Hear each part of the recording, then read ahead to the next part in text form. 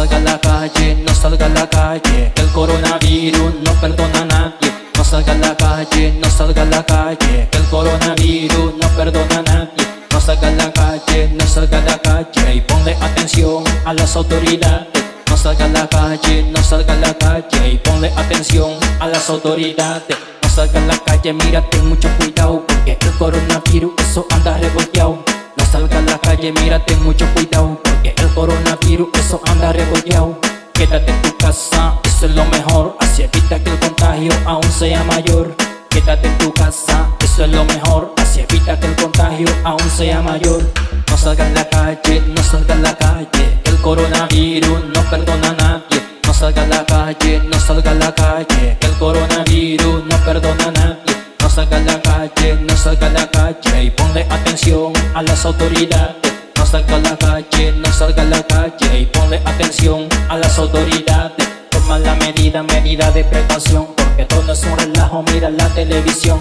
Toma la medida de precaución, porque todo no es un relajo, mira la televisión. Son muchos los casos que aparecen cada día, si tú no tomas conciencia, toma se propagaría. Son muchos los casos que aparecen cada día, si tú no tomas conciencia, toma se propagaría. Toma se propagaría, toma se propagaría, toma se propagaría.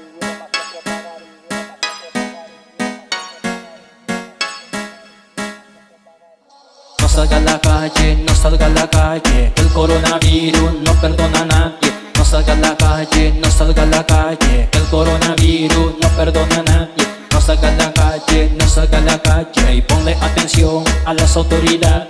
No salga a la calle, no salga a la calle y ponle atención a las autoridades. El mundo se encuentra sumergido en un dolor, causa del coronavirus que no tiene compasión. El mundo se encuentra sumergido en un dolor, causa del coronavirus que no tiene compasión.